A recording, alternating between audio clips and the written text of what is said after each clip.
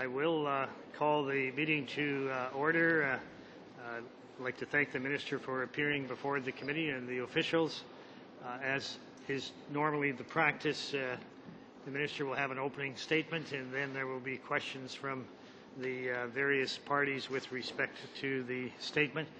I'll give the Minister about an 8-minute warning, and then at 10 minutes we'd like the Minister to conclude if she could.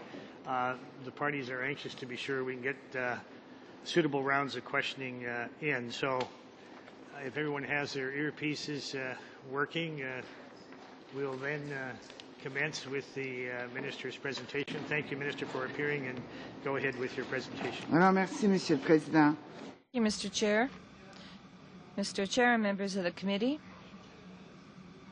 I'm pleased to speak on the 2012-2013 main estimates for HRSDC and to present key elements of our government's economic plan of 2012. In November, Canada's performance in terms of jobs and growth is very encouraging, but we cannot be complacent. In the short term, we need to deal with the lingering effects of the recession and get our economy back on a solid path of economic recovery and growth. But we also have to take the long view and consider the interests of Canadians, not just for the next few years, but for the next few decades. I believe that the two biggest challenges that we are facing are demographic change and the skills gap. The demographic challenge can be articulated very simply. Our population is aging, with the proportion of retired Canadians increasing relative to the proportion of those who are working and active in the labour market. And this trend will accelerate. Today, there are 4 people of working age for each person over age 65. By 2030, instead of a ratio of 4 to 1, that ratio will only be 2 to 1. Cette tendance a des conséquences. This trend has implications that we need to address. The most obvious one is that an aging population puts pressure on the retirement income system. Canadians are living significantly longer than they did when OAS was first introduced in the 1950s. And they are collecting retirement benefits for a much longer time. Is unsustainable on its current course. Specifically, in 2012, the costs were $36 billion. And according to Canada's chief actuary, by 2030, they will be $108 billion and will account for roughly 25% of all federal program spending. Therefore, our government is taking action to protect OAS for future generations by gradually increasing the age of eligibility for old age security from 65 to 67, starting in the year 2023. We will also offer older people assistance and financial incentives to stay in the workforce. For example, starting in July next year, we will offer Canadians the option to defer collection of their OAS and subsequently receive an actuarially adjusted higher pension. In addition, we will proactively enroll more seniors in OAS GIS, removing the need for them to apply themselves and save costs at the same time. We believe that all of these measures will improve flexibility and choice in the OAS program and keep it sustainable for future generations. Our second biggest challenge is the growing skills shortage in this country. We're already starting to experience acute labour and skills shortages in various regions and sectors throughout the country, and those will only continue to grow. More and more, our productivity depends on our ability to work smarter rather than harder. Our greatest assets are our human resources in the form of skilled, educated, and adaptable people. As Minister of Human Resources, I'm very concerned about the fact that in some areas we have high unemployment. And yet, in those same regions, we often experience labor shortages. Last year, more than 250,000 jobs in Canada remained unfilled. Une partie du problème réside. Part of the problem is that there is a mismatch between the skills that employers need and the skills that are available in the workforce. That's why, over the past 3 years, in collaboration with the provinces and territories, our government has made huge investments in skills training and employability programs. In Economic Action Plan 2012, we're intensifying those efforts. Besides our general labor market programs, we also have targeted initiatives for youth, older workers, Aboriginal people, and people with disabilities. I spoke to the G20 Labour and Employment Ministerial Conference about youth employment. Countries around the world are exploring every possible way to meet the challenge of employment for young people. And I was happy to be able to share our experience and best practices and to learn from others. In Canada, youth employment is challenging, there's no question. The unemployment rate there stands at just under 14%. And as I stated to my global colleagues, there unfortunately is no silver bullet to resolving this issue. But the situation in Canada, fortunately, is better than for most other countries. Many young Canadians who could be launching their careers and contributing to the economy are held back because they aren't prepared for the demands of the workplace. Sometimes it's because they lack basic skills. Sometimes it's because they don't have the specialized knowledge that leads to good jobs. Nous savons que sur le marché du We know that in today's labor market, 2 out of 3 jobs require some sort of post-secondary education. And now we're taking a multifaceted approach to support skills development and education programs. The Government of Canada is committed to making post-secondary education accessible and affordable for all Canadians. invest over $10 billion annually in support of post-secondary education. We've boosted education transfers to the provinces by 70%. And we are giving more direct support to students through various forms of financial aid. In the 2010-2011 school year, the Canada Student Loans Program provided loans and grants to approximately 445,000 students. We are also helping students to manage their debt through the Repayment Assistance Program, otherwise known as RAP, under which borrowers pay back only what they can reasonably afford. In the 2010-11 school year, the RAP assisted approximately 165,000 borrowers who are having difficulty with repayment.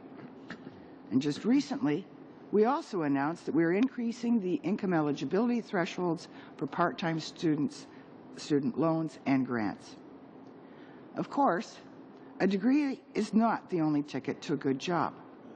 To help meet the rising demand for skilled workers, our government also provides cash grants to encourage young people to pursue apprenticeships in the skilled trades.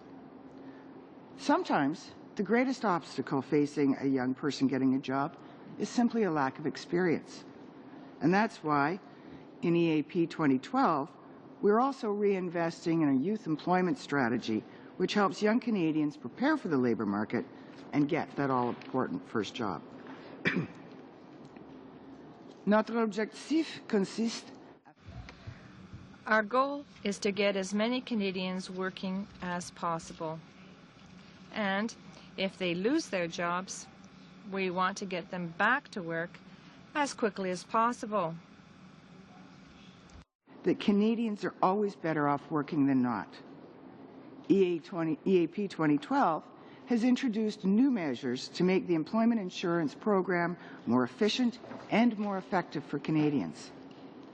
We're working to remove disincentives to work, to improve the information and support provided to Canadians, and ultimately better connect them with jobs in their local area that match their qualifications.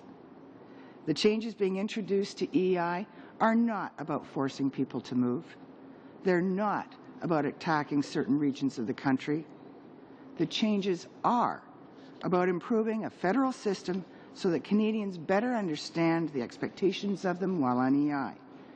They are about making sure that Canadian workers are made better aware of the opportunities available in their own geographic area.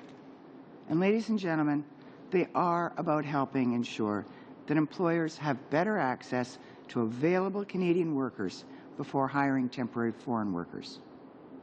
To conclude, Mr. Chair, our government has been clear that our priorities are job creation, economic growth, and Canada's long-term prosperity. My department continues to be a key driver for these objectives, both today and tomorrow. Je demeure à votre disposition pour... I would now be happy to answer any questions you may have. Thank you. It was done in good time, and so we'll have rounds of 5 minutes, and we'll be watching it relatively closely. We'll start with Ms. Charlton. Go ahead. Thank you very much, Chair, and thank you, Minister, for being before the committee today. I'd like to start off, first of all, by just saying, you know, your portfolio has such breadth, and your comments alluded to the number of programs that you're responsible for. And I wonder whether you'd be amenable to perhaps spending a little more time with us this afternoon, perhaps till the bells start going at 5:15. I think committee members would be really excited to be able to spend a bit more time with you this afternoon to get to some of the other questions that we have. Would you be amenable to that? Well, I'd very much like to. Unfortunately, I do have other commitments that I can't move at such a late notice. All right, we'll chat some more in an elevator. Let me start, first of all, by addressing some of the questions I have about Service Canada. As you know, Service Canada, for the last 6 months at least, has struggled to deliver an adequate level of services for Canadians that are applying for EI, CPP, or OAS. Staff at EI call centres have shockingly high rates, as you know, of long-term disability leave, especially when compared to the rest of Service Canada. And yet, when I look at the estimates that are before us, why is the budget for citizen-centred service being chopped by nearly 30% and for staff by 2.8%? Well, as you're aware, we have gone through an exercise looking at where we can get efficiencies in our performance. How can we do things smarter, better, so that we can serve Canadians better and faster? There's also, and that's part of the explanation, but part of that too goes to some other initiatives underway, such as Shared Services Canada, which will be relieving a number of departments across government of things that they're doing in duplicating each other, where they could be more efficiently centered centrally, administered centrally, and thereby reducing the cost within the department. So it's a bit of both. But surely, if your goal is to deliver better and more effective service, the objective isn't met by working your staff until they go on long-term disability. Surely the answer is to add resources and staff the service centres appropriately, is it not? Not necessarily. Not necessarily. We live in a very modern age, and where quite frankly, disability is the answer? I'm sorry? We live in a modern age where long-term disability is the answer? No. If I may finish. You suggested that we should be adding more people, and I said not necessarily. We live in a modern age, and I think it's incumbent upon us to take advantage of technology that would mean less duplication of effort, that would mean less time spent processing claims, so that Canadians could get access to their claims and have their problems resolved in a much more efficient and quicker manner. That's part of the shared service aspect. Unfortunately, when people are on long-term disability, we don't like to see that, but that's an initiative that's being examined across government. Mr. Cleary. Thank you, Mr. Chair. Thank you to the Minister. Minister, the changes you announced to employment insurance last week, they're making waves, as you know, right across the country, and especially in Atlantic Canada, Newfoundland and Labrador. One would assume they're going to involve considerable monitoring of the behavior of EI claimants. At the same time, your government is cutting in terms of staffing and budgets, the cuts that we've heard about now for for weeks, for months, for both citizen-centered services and integrity and processing. My question is this: wouldn't any new monies be best spent on helping claimants as opposed to harassing claimants? In fact, that's exactly the goal of our EI reforms, is to help people find jobs within their skill range, within their geographic area, so especially in seasonal regions where they may be tougher to find those jobs.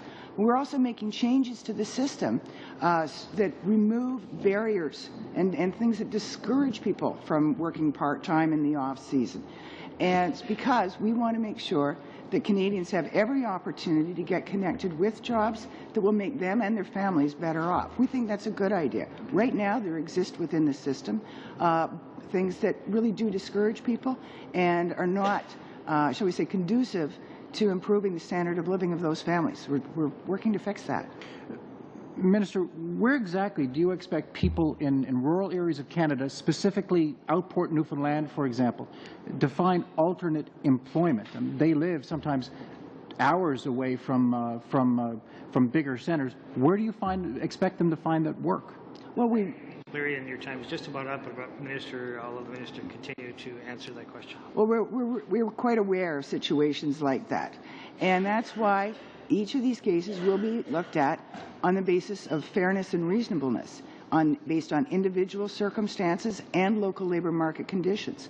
But we do want to make sure that instead of automatically turning to foreign workers, employers say, hey, wait a minute, we've got Canadians here that we haven't been able to identify who have the skills to do the jobs. We want to make sure that those Canadians get connected with the potential employers wherever it's possible, as quickly as possible. If there are no jobs available locally within their skill range, those people will still have the same access to EI. Thank you, Minister. And then we'll move to the next round of 5 minutes. Ms. Leach, go ahead. Thank you very much, and thank you, Minister, Deputy Minister, and others for being here today. I greatly appreciate your attendance at committee. As you know, our government has been focused on providing significant opportunities to students and to young people, both in the area of education, part-time and full-time students, and we've recently announced the elimination of interest payments on Canada's student loans, for example, for part-time students, and as you mentioned, Minister, the increase in the income eligibility threshold for Canada's student loans and grants, resulting in another 8,000 students being eligible for Canada's student loans, and another 1,500 students being eligible for Canada student grants. But once they have that great education, they're going to transition into a job. And I was very pleased to see the government's recent commitment, $50 million over 2 years to enhance the youth employment strategy, the YES strategy, a very important initiative to assist young people in getting that step into the labor market. In my own riding in Simcoe Grey, this would be the extension of something like the TRACS program in Collingwood, which has been a fabulous program linking young people into that first grade job. So I was wondering if it would be possible for you to highlight for us some of the recent and also past initiatives our government has taken to help young people find that first grade job. Well, thanks. You know, as I mentioned in my speech, one of the critical challenges facing us as a country is going to be the skills gap. And that's why as a government, we've made unprecedented investments in things like universities and colleges and their infrastructure, so they have the capacity to, first of all, provide the skills to the young people, the skills that they're going to need for the future jobs. But we also need to help, in many cases, these students connect with the jobs. That's why we have the youth employment strategy. And I, too, was pleased with the extra investment this year. There are 3 main streams to the youth employment strategy. One is the Canada Summer Jobs program that helps well over 30,000 students each summer get real experience that will often help them prepare for their future careers and also help them finance their way through further schooling. There are 2 other aspects to it. One is career focus that helps secondary students or post-secondary students, university students who are graduating, who are trying to find a job. And they may have a lot of different challenges in finding a job, where the program is there to help them identify what to do, where to go, how to get those jobs. And then there's the Skills Link program, which has been very successful in helping young people from, let's say, challenged backgrounds. They may be from broken homes with addiction issues, a lot of different, and even some learning disabilities. And it helps these young people, first of all, identify what they'd like to do, what they'd be good at, and then teaches them how to pursue the jobs, how to do the interview, gives them work placement that often is the single biggest barrier, or the lack thereof, of experience to getting their first real job. And I've personally seen some tremendous, tremendous achievements by thousands of young people in this program. So it's been really great in helping young people get attached to the labor market in jobs that suit them. And so we're pleased with that and pleased to move forward with the additional investment in these programs. I completely agree. I was just at Covenant House actually in Toronto last week, where the Skills Link program is definitely flourishing. And I think all members of this committee would comment and say the Canada Student Jobs Program does benefit young people in their local ridings, no matter where they come from, as parliamentarians across the country. The next question I have for you, Minister, is, again, in Budget 2012, there's an emphasis on jobs, growth, long-term prosperity. One of the issues we've heard a great deal about at this committee and also in travel is the difficulty older workers are facing in re-entering the workforce. Some of them have been in their current role for 10, 20, maybe even 30 years. And I was wondering if you could comment to the committee on what the government is doing to assist those older workers that may need to be transitioning into new roles. What are we focused on, and what is your department focused on? Well, you know, during the global recession, a lot of older workers were particularly tough hit. First, there were kind of two categories in some ways. There were the long-tenured workers, those people who probably got a job manufacturing straight out of high school, developed a lot of skills on the job, but not necessarily the paperwork to show that they had it. These people hadn't had to look for a job for an awfully long time, and some of them were pretty hard hit during the global recession. We provided extra employment insurance benefits for them. We provided access to career adjustments in terms of training in significant amounts. We also expanded something that we were pleased to bring in called the Targeted Initiative for Older Workers, those aged 55 and up, who lose their job through no fault of their own and may have limited skills, may even be in an area where there are limited opportunities, but they certainly haven't had much opportunity or reason to go looking for a job. We help them in many ways through many different aspects of the TIOW to, first of all, look how to look for a job, what skills they have, how to match those up with what jobs were available. In many cases, that was done in partnership with community development projects that were looking for people who have the maturity, who have the work ethic that develops often over the years. And a lot of these people had those skills. We've seen, again, tremendous success in helping these people get back to work quickly, in helping them adjust, because quite frankly, we need their skills and talents at work. And there are too many people out there who do not recognize the value that older workers provide. But I look around this room and I'd say there are a lot of us who are pretty close to that 55-year-old age, if not on the other side of it, or we will be soon. I said it's not all of us, but I think I got to get by a little bit there, Chris. It's coming, and we're still vital individuals and with a lot to contribute. And we want to make sure we're also working with employers to make sure that they recognize the value that older workers provide to their workplace. Thank you very much, Minister. Minister, your time is up. Madame Bottin-Sweet, go ahead. Merci. Thank you. Thank you, Minister, for coming. I'd like to talk to you about housing. As you know, in Canada, there are 600,000 social housing throughout Canada, 121,000 in Quebec. Some of these housing units are going to be being phased out over the week. There are going to be thousands of housing units that are going to be hit. They need to be renovated. And if a tenant has a low income and loses the grant, he'll have to maybe pay twice or three times the amount of rent. One person found a housing unit for $90 per month. What could you find today under the, you can imagine the state the apartment must be, or sometimes they have to decide between whether they're going to eat or pay rent.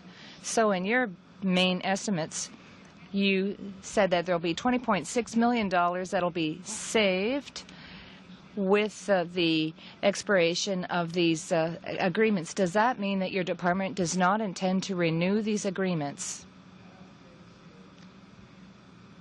We believe that all Canadians are entitled to safe, affordable housing. That's why we have invested about $2 billion every year in affordable housing. But do you intend to renew these agreements? May I continue? Yes, please, if you would answer my question. These agreements are with various provinces, and in the case of Quebec, Quebec manages the agreements. But co-ops don't come under the provinces. There's also a group comprising representatives from the provinces, the territories, and the federal government that is taking a look at the circumstances that you have just described to determine the best way to take action. Do you feel that will you consider the renewal of the agreement? And if so, where is it in the budget? Because I don't see it in the budget. The budget that I'm presenting here does not only looks at the base budgets. We couldn't do a budget for something that we have not yet established yet. So there's 2 years remaining in the Quebec-Canada agreement.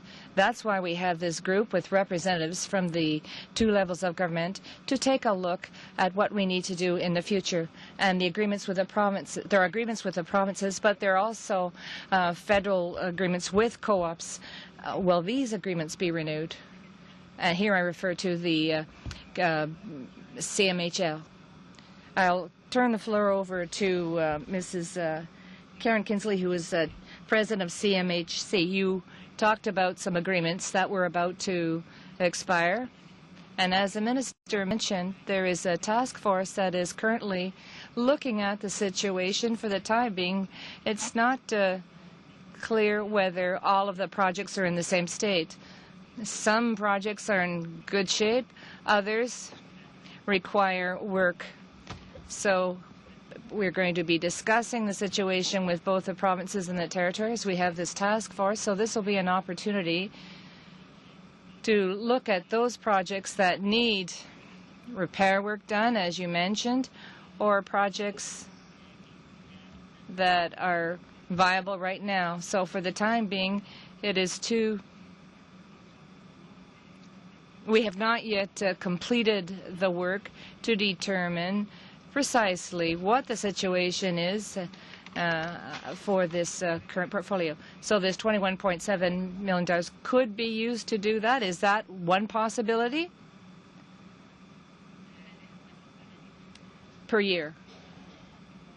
The amount indicated in our main estimates is, as the minister mentioned, this is the basis. For the future, it's going to be the task force that's going to determine what we need to do in the years to come. So that's not in the budget per se. So I have a second question for you, Madam Minister. I met with people from the Federation of Corporations of Canada who talked about a pilot project with excellent financing, but they need a lot of repairs. So they're looking for funding for, they've turned to the private sector for a mortgage so that they're going to be able to keep all the units going. Unfortunately, when they went to CMHC to try and put an end to the current agreement so they could take out a new mortgage, they had to repay the current debt. That's fair. But in addition, they had to pay a penalty over 5 years. They had to pay interest for 5 years, which was not possible for them to do. So, the minister or Alors ma question est, est-ce que vous seriez prête à revoir? would you be prepared to look at the reimbursement measures for groups like this who try and get out of this type of problem? When we negotiate a mortgage, we make a decision. Will it be at fixed rate or at a variable rate? In these cases, where organizations opt to go for a fixed-term mortgage, they've made a choice. At that point, the interest rate the interest rate was lower than the market rate. So if this group wants to change the terms of the mortgage and get a new mortgage, they have to wait until the mortgage expires. It's the same thing with a mortgage for your house. You have to make a choice. You have to decide whether or not you're going to pay a penalty. If you have to decide whether you're prepared to pay a penalty if you want to get out of the mortgage. So at that time, it was a very, very good rate. So they're paying a penalty to the private sector. Move now to Mr. Daniel. Go ahead. Thank you, Minister. I would like to begin by saying how much I appreciate your appearance here today and to give you some feedback from the constituents in my riding.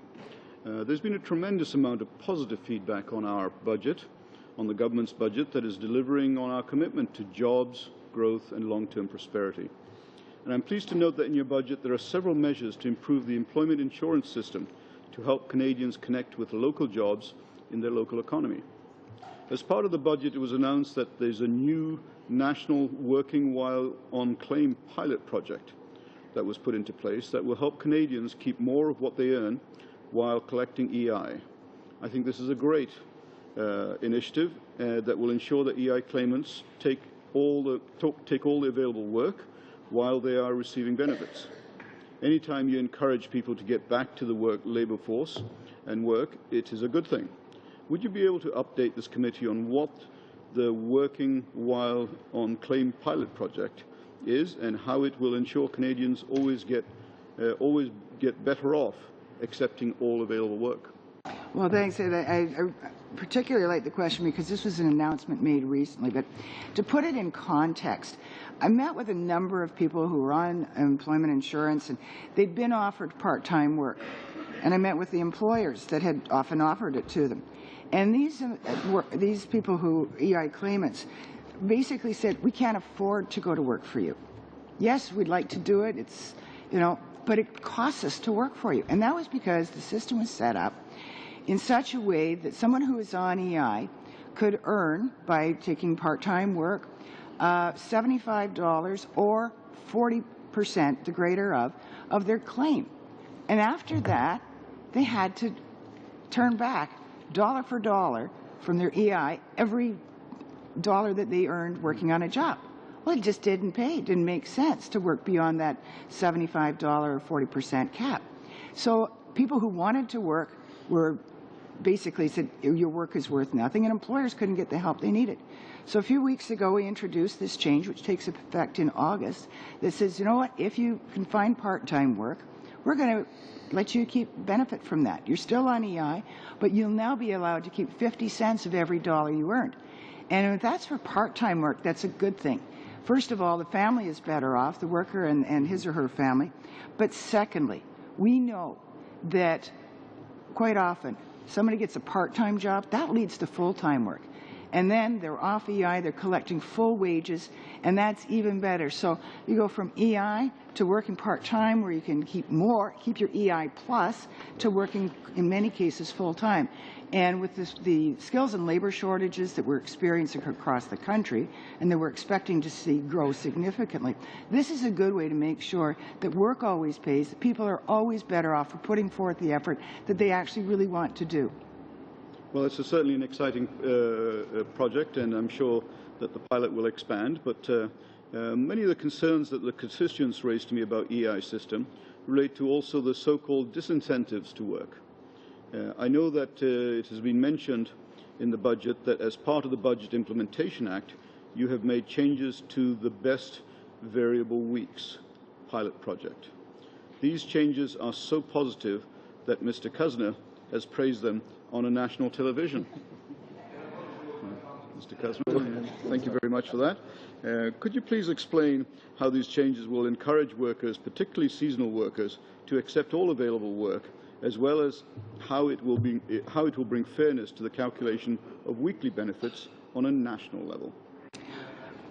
When the the Minister responds, probably your time will be up. Go ahead, Minister. Okay, thank you, Mr. Chair.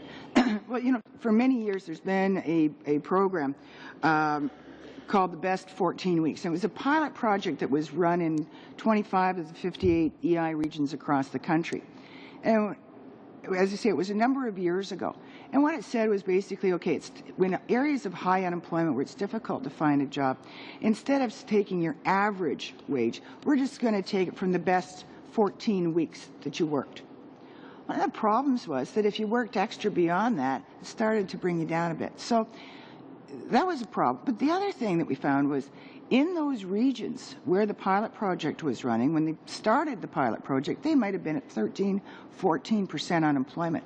And they're now sitting at 5%. And yet, other parts of the country where it was 5% unemployment rate, people needed maybe 22, 26 weeks. That's how they were evaluated. So they would be working, taking more work, but at a lower rate. They ended up getting less benefits, dollar payment, than the people in the pilot regions. And that wasn't fair. So we said was, you know what we're going to do? We're going to make it equal across the country, and we're going to adjust it according to the unemployment rate in your region.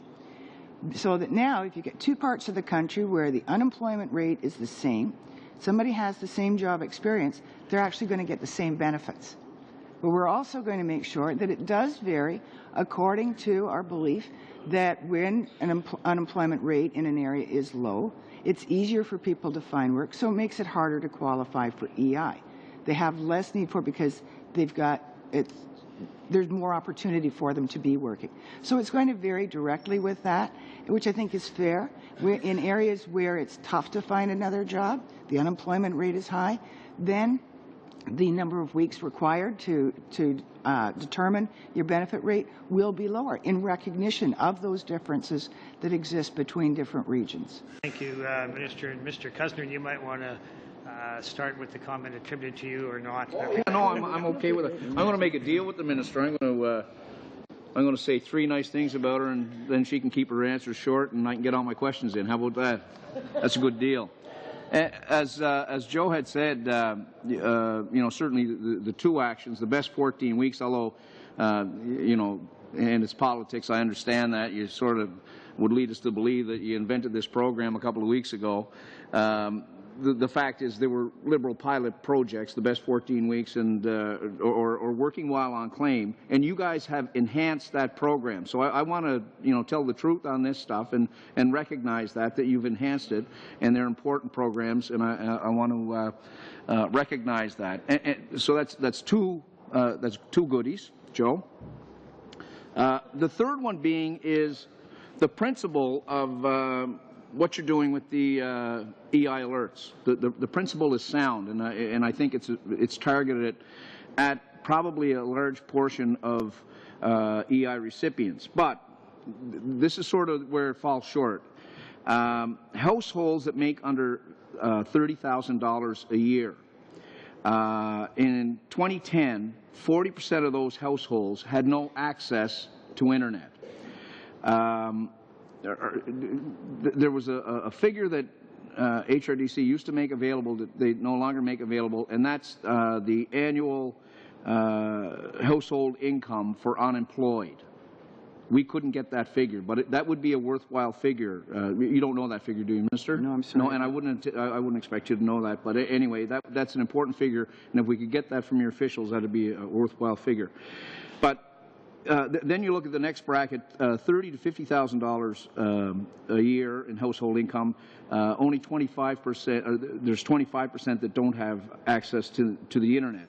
So, in looking at this, the 21 million will address probably 60 to 70% of EI clients. But there's a big gap there.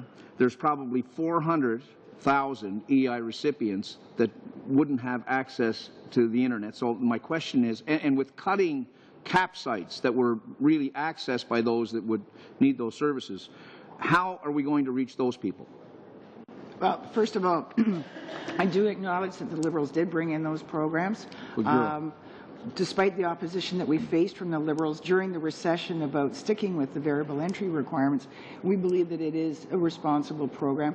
We're building, what we're trying to do is modernize these pilot projects and make them the same across the country and fair to everyone. Yeah, okay, but the 40%, how are we going to get at those 40 that don't have? In that terms, one thing that often gets ignored in the discussion about the changes to the EI reforms is that everything we do, we want to be fair and reasonable, and based on the individual circumstances and the local labor market conditions. So that includes access to internet, as an example.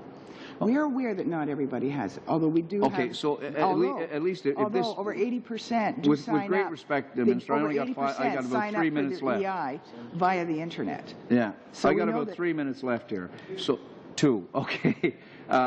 Know it as a concern. Okay, know it as a concern. The EI processing hub in Kingston. That change, it had been identified as a hub between 2005, 2011. After the 2011 election, all of a sudden, North Bay has become a hub. There's 30 people employed in Kingston. They're going to be relocated or have the opportunity to be relocated in North Bay. You have a hub in Sudbury. Does the department have a rationalization why this change was made? Karen, would you like to address that? Karen Jackson is the head of Service Canada. Is it a formal presentation that you have as far as rationalization? When we considered the sites as hubs for the long term, we looked at a range of factors, including where our labor force was currently located, what kinds of skills we would need to be able to draw from the local population. We considered bilingual capacity. We considered our leases and the real estate markets. So it was a range of factors that led to the choice of the locations where we are intending. So Kingston would be low in bilingualism, or the fact that you're breaking a lease that's got 5 years left on it in Kingston, it's one. If you could write down, I'll ask in my minute and a half left, if you could write down what the rationalization is, because every way I've looked at it, it makes no sense. If you want to respond to that, you can, and your time will be up. So if you wish to respond, go ahead. Well, just to say that the decisions were based upon the multitude of these factors coming together. So if every single factor isn't kind of considered on its own, it is bringing them all together. We have. Could you present us with a copy or a rationale as to how that decision came about? If I got time, Mr. Speaker, Premier Wall. Pardon me. Your time is up. Your time is up, and I think what we might do is come back to that question I think we might have a bit of time. I don't know. We maybe split it between the NDP and one final question. No? All right. Mr. McColeman, pardon? We're happy to meet till 5:15. Sure. Mr. McColeman, go ahead. Thank you, Minister, for taking your time today to be with us, and to the other individuals who are in support of your being here. I have a question about prevailing wages, but before I get into that question, I'd really like to give you a good example, because I know you know my riding really well as being in the neighboring riding, and kind of some of the challenges my community has faced over the long term. But I had an experience recently with a contractor who's a friend who came to my office and told me about the fact that they had taken on a lot of restoration work. They needed 21 new workers, unskilled, that they were going to train in pointing masonry joints on older buildings, and trying to connect to the resources of those individuals who would be willing to take those positions. And their frustration was with just that, was with the fact that all the methods they had undertaken to that point before coming to see me had been frustrating and had been unsuccessful in filling those jobs. And so there's 2 points I just want to reinforce with the direction you're taking and compliment your ministry on taking these directions. One is removing disincentives from the system so that people actually say, that's a good paying job, which it is, and I can learn at least a semi-skilled a skill out of doing it. That's not what I meant, semi-skilled. But the matching part of it is so important, and I compliment you on addressing that. My question, really, I'd like to pose, though, is about prevailing prevailing wages, because as both you and I know, there are a lot of temporary foreign workers who come into your riding and my riding, especially through the spring, summer, and fall seasons. And I've noticed lately that there's a lot of misinformation circulating on the issue of temporary foreign workers, and in particular how prevailing wages are calculated and how this new wage schedule will be applied. Can you please clarify our government's new method for determining prevailing wages for temporary foreign workers, and how these measures will help Canadian businesses ensure that labour and skills shortage does not stop Canada's economic recovery? Well, the labour shortage is attributed, and skilled shortages is attributed to a number of things, demographics, the barriers that exist within EI that I discussed with the working while on claim as an example. So when we do bring in temporary foreign workers, there is a requirement that employers first try to get Canadians. But if they can't do that, yeah, we'll bring in temporary foreign workers. We want to make sure that they're treated fairly. In the past, though, they were paid based on the average wage of that job in that area. Now, for there to be an average, there has to be a high and a low above and beyond that on either side. And unfortunately, many of the people who came in didn't have all the experience in that. They might not have been sort of average in their qualifications. They might have been at the bottom. But they were forced, the employers were forced to pay the average wage. Mm-hmm. While Canadians with the same qualifications could have been getting much lower. And so unfortunately, employers were being forced to pay temporary foreign workers more, in many cases, than they were paying Canadians. We also recognize that the geographic area may have a range of salaries within it. So they may not all pay at the average, they may in that particular area pay below.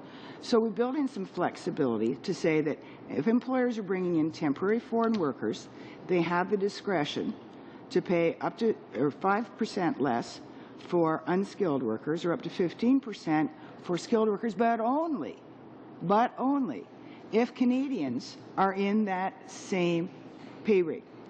So the temporary foreign workers aren't going to be reducing wages, they're going to be matching Canadians instead of being given preferential treatment over Canadians. That's fair. That's fair to Canadians. It's also fair to the employers who were paying a premium for something they weren't getting. Right.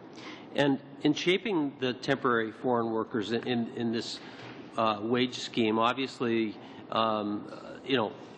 in the consultation, you would have received a lot of feedback from people who have relied on temporary foreign workers to sustain their businesses over time. Just could you share with the committee, if there are any points of view that were shared with you, about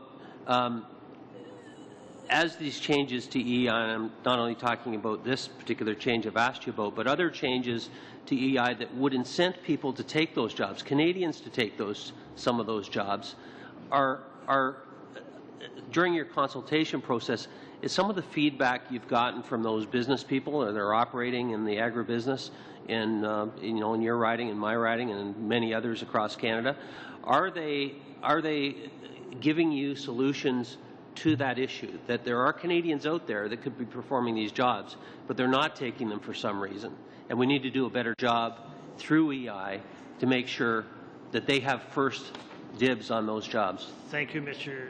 McColman. And if you could sort of summarize and make the answer as short as you can. Short answer? Get one other round in. Okay. Yeah, I've heard a lot of that. The single biggest barrier has been that when the unemployed worker says, I can't afford to work for you, I'd have to do it for free. And that's why we made the changes to the working while on claim, to allow people to keep 50% of what they make above and beyond their EI. I was speaking with a fellow recently who owns several hotels, and he couldn't get people from his seasonal hotels to do the same job in his winter hotels because they were on EI, and it would have cost them money to go to work. And he said he was delighted that we're bringing the changes in because now he'll be able to get the help he needs without the extra expense of temporary foreign workers. Thank you for that, Minister. I think Mr. Cleary, and you might, is it Mr. Cleary that's going to start? No, Ms. Charlton, and you might wish to use that time or share it if you wish. Yeah, I'm going to be sharing my time with Mr. Lapointe. I just have one quick question at the front end. It's about CMHC, especially in light of CMHC's really vital role in affordable housing and with respect to First Nations housing. Minister, you're probably aware that in the 2010-2011 public accounts, CMHC reported $247.7 million in lapsed funding for, quote, low-cost loans for new construction projects to eligible First Nations. And because that seemed like such a huge amount, we followed up and we contacted the department and were informed that, quote, the amount of lapse should have been reported as 16.3 million, not 247.7, but just 16.3. So an amount of 231.4 million was put in this line when it should have been put under advances under the National Housing Act.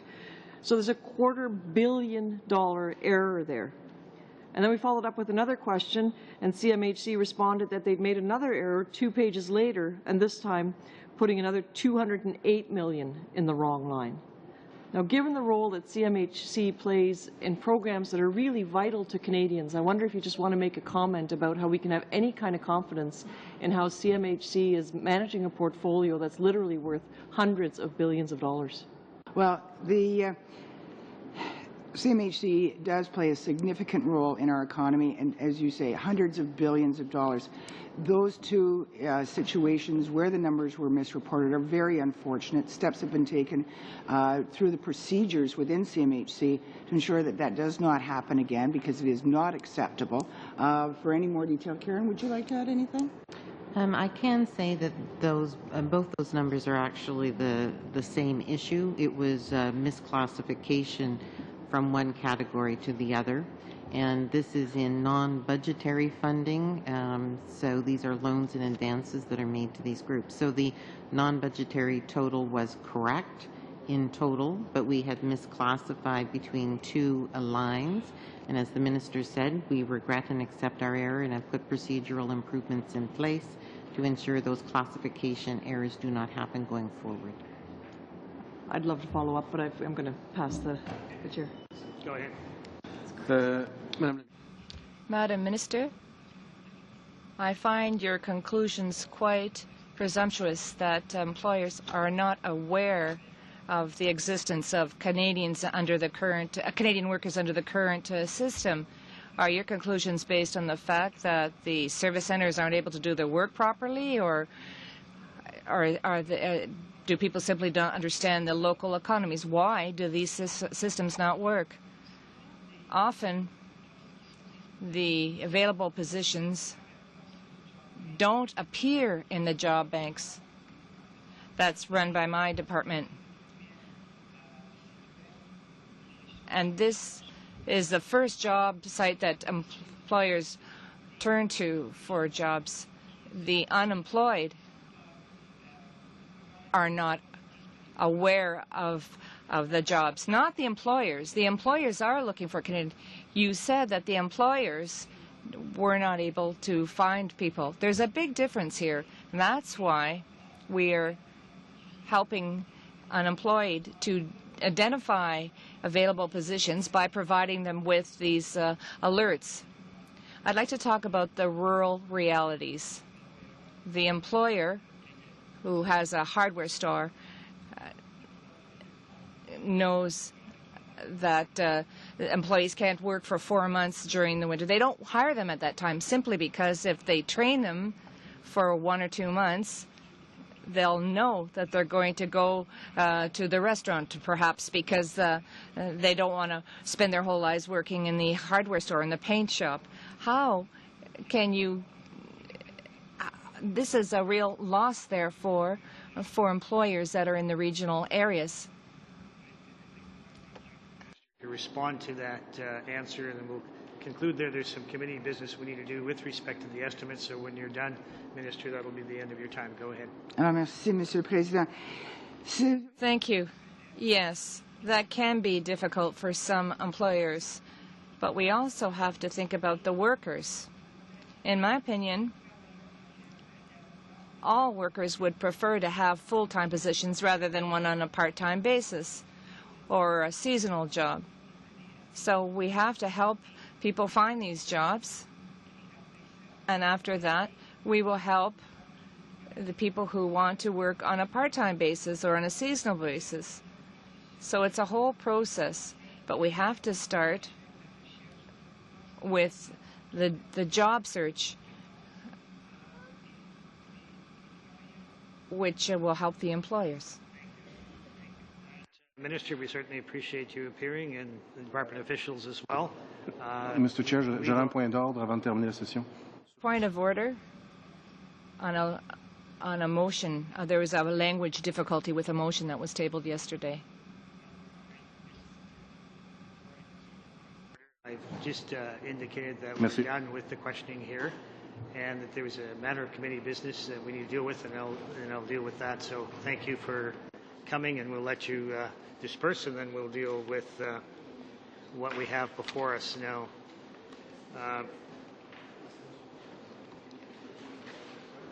Pardon? No, no break. We'll just keep going.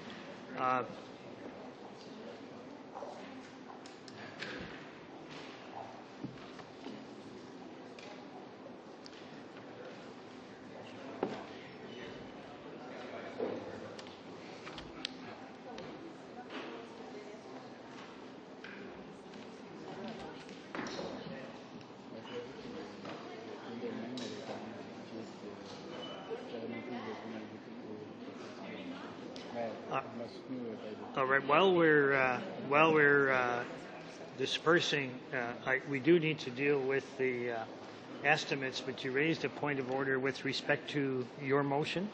Il y a dans le back and forth du français-anglais. In the back and forth between the French and language, there was a language error made. The motion is not understandable in French, and I just want to rectify that before we go ahead with it. Your particular motion? Yeah, mais je vous dis dans la version finale du back and forth, là, il y a un mot. Final version, there's one word that makes the French version totally incomprehensible. When we finish with the estimates here, and we'll deal with that and make that correction. Now, with respect to the estimates, of course, we have to vote on, it looks like vote 1, 5, 10, 15, 20, and 25. And so I would need a motion to that effect, and I'll ask the question, shall vote 1, less the amount voted in interim supply carry? All those in favor? All those in favor, Mr. Shorey and Mr. McColman, we're now voting on the business of the estimates. All those in favor of vote 1 carrying? Any opposed? 3, 4 opposed?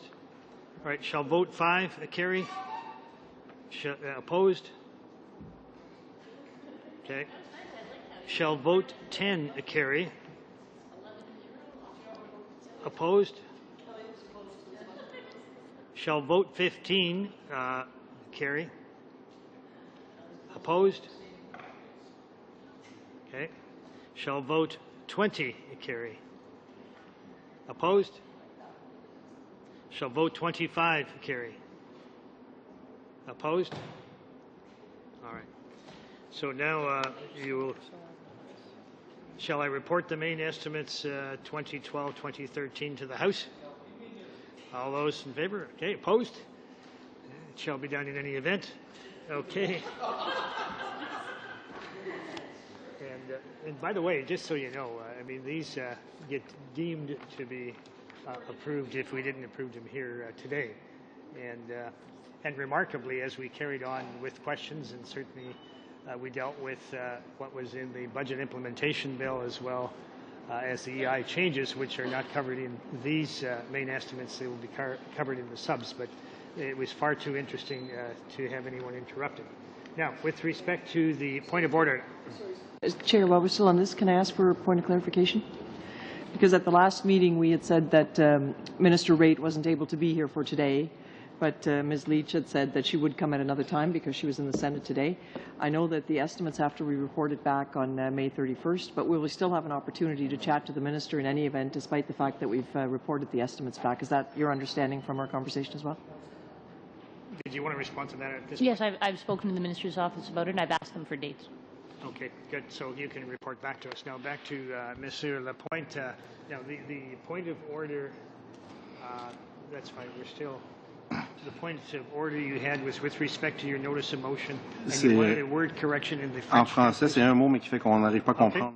It's one word in French that the Standing Committee on Human Resources, Skills and Social Development and the Status of Persons with Disability commence a study in the regional and national impacts.